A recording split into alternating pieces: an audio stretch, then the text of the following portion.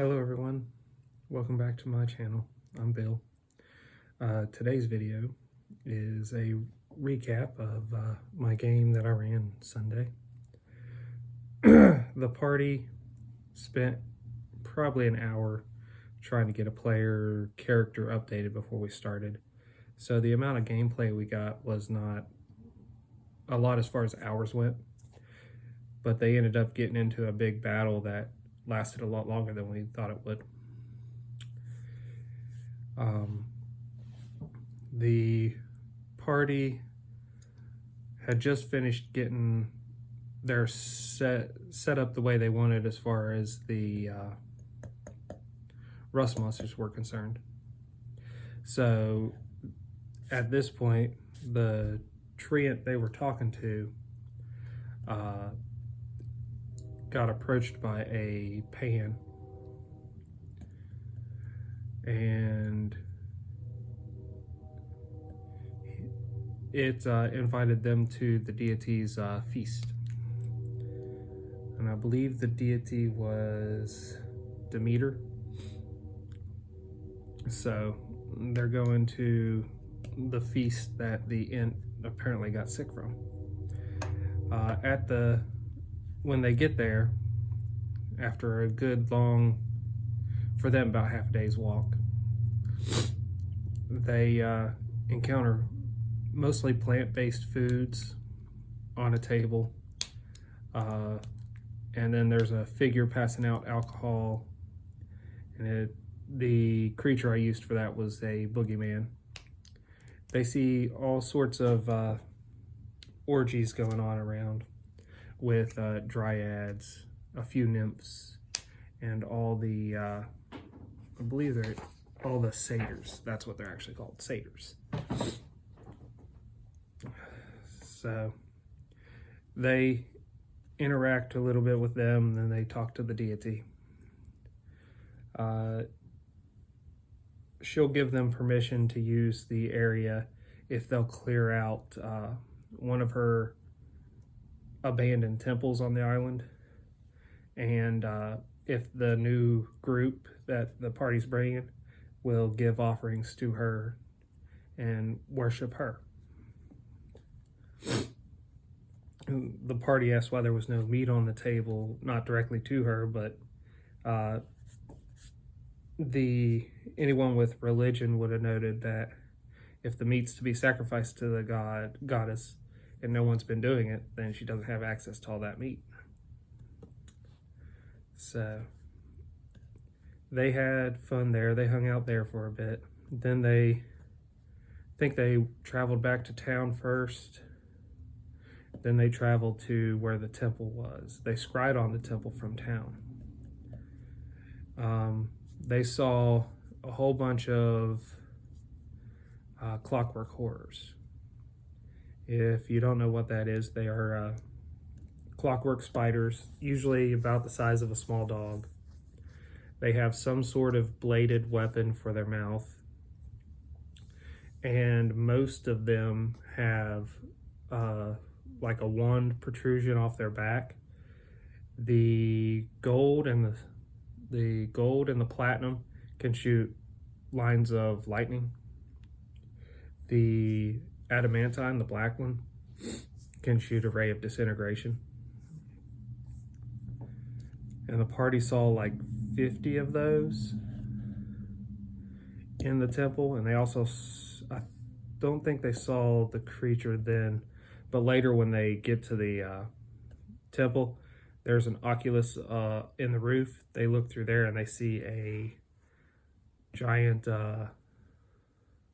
construct moving around, and its head shoots out electricity every once in a while, like a little spark.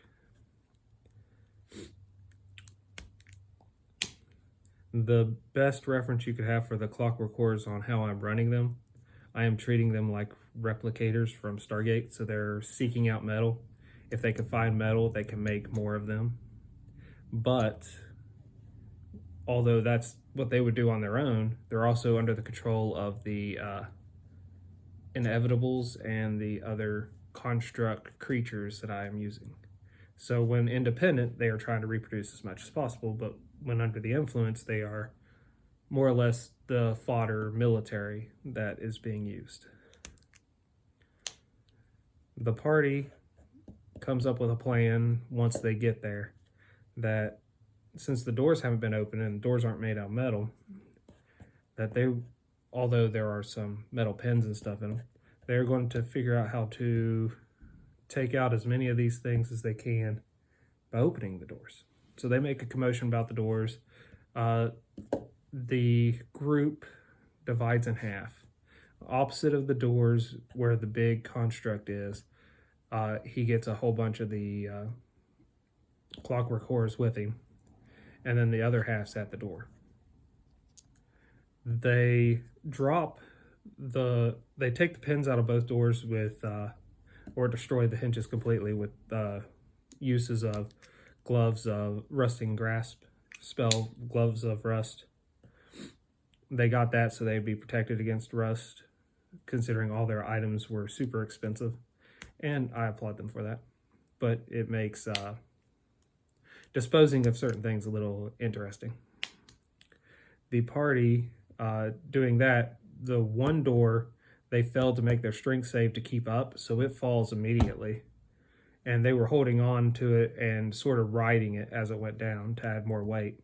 So it crushes half of what was there under it. The other half gets a surprise attack on who just fell in. And only, I think I rolled a D6, and only like 4 attacks got off out of the group that was left. And out of those 4 attacks, I want to say only 2 hit, and they were like rays of lightning. So they took a minor amount of damage. The people up top the archers were shooting in and trying to disrupt what was going on that side. As the next round went by, the actual combat round started, the other door is dropped to crush the ones that were there. I think only like 2 or 3 survived, both doors dropping in that area. So the party had to dispatch those, but that was easy going for the number that they had. So from there, the archers are targeting the giant construct, and they're trying to get to the giant construct as much as they can. And the construct puts his clockwork horrors in sort of a phalanx formation surrounding him.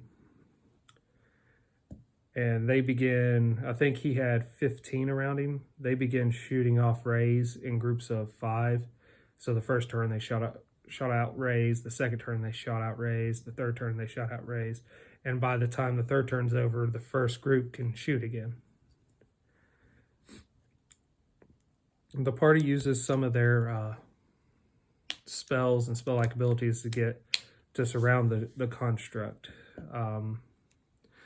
I needed to think what was the name of that construct, so that way I could give you all a better picture. You could look it up. I think it was a Goliath Inevitable. It was a 4-armed giant with a cannon for one of the hands. I think it was a challenge rating 19. Now remember, my party's 5th level, so this is entertaining. But they're also equipped like fund-wise, like a 20th level party. So other than the massive amounts of damage they can't take, they can hit this thing almost as easy as it could hit them.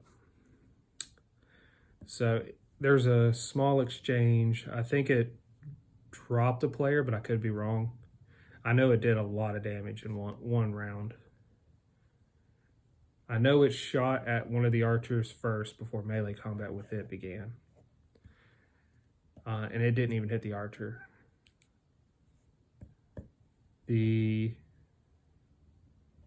But the party takes it out pretty quick. One of the players, this is how the party took it out. One of the players at the door used one of his items abilities that he can use, I think, once per week to summon a young adult, I think it was young adult, rust dragon. So it's there. It arrives the next turn and it breathes a thing of rust, destroying most of the clockwork horrors that were around this construct. damage-wise. And I converted the rusting effect into actual damage since I'm using, and I told this to the players as we were getting into this, that since I'm using actual constructs all the time for most of their villains, for one faction of villains they're fighting, the rusting effects are not going to destroy these things instantaneously. Instead, they'll do a good amount of damage, and I'll give them a save, probably like a reflex save for like a fire attack for half damage. They'll never take no damage from a rusting effect. But I think we looked it up, and it was like 8 or 10 dice damage for the breath weapon if it was using acid, and I think it was D4s or D6s. So I upped it to D8s as the dice he was rolling to do damage to the constructs. And it was just rusting effect. So everyone with a rust gauntlet or not using any metallic items were immune to this, as it bathes the construct and these things in rust. And then there was another couple of exchanges in melee combat with the Goliath creature construct, and then it was defeated. But the rounds to get there took a lot longer than we were expecting. And the party did a great job. I enjoyed their strategy when it came to fighting this thing and its minions. But now they've cleared the temple. I still need to award them experience for that adventure. So, players, if you're watching this, you all got 500 experience each for clearing the temple. The party's picking through the remains, trying to find any valuables they can take. The Rust Dragon pretty much destroyed a good chunk of what they could get, but whatever's under the door, they were going to harvest. So the gold, the silver, the adamantine, the platinum, clockwork ores, they're going to take what bits they can to melt down and use how they want. Well, that was the game recap as best as I can remember in the order that I can remember it in. It was a little rambly, but hey, it is what it is. If I missed anything, players, put it in the comments below. Until we game again.